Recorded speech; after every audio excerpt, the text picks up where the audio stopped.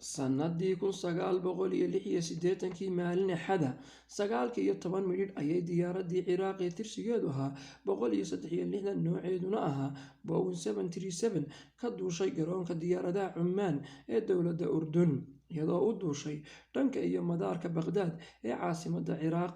Qiyaasta rakaabka ay sidena lagu qiyaasay 106 qof, 15 ka midna ay ahaayeen shaqaalaha diyaaradda.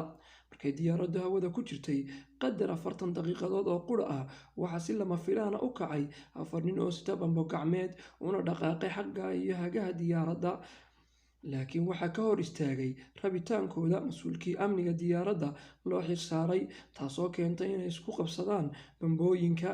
Laakiinse bambo ka mid ah ayay ku dhufteen xagga dambe ee diyaaradda, taasoo keentay in hawo badani soo gasho diyaaradda, isla markaana quwaddeedu hoos u dhacdo, taasoo kuna khasabtay duuliyaha inuu dhulka u soo dhoweeyo diyaaradda. Laakiin nasiib xumo, bambo labaad ayay ku dhufteen dhinaca iyo halka laga hago diyaaradda, taasoo keentay in diyaaraddu burburto kuna soo dhacdo meel u dhow madaarka Carcar. Ciidamada damdamiska ee madaarka Carcar ayaa u gurmaday, waxaana ku naf waayay 63 qof, 3 ka midna ay ahaayeen shaqaalihii diyaaradda, waxaana badbaaday 43 qof, 12 ka midna ay ahaayeen shaqaalihii diyaaradda.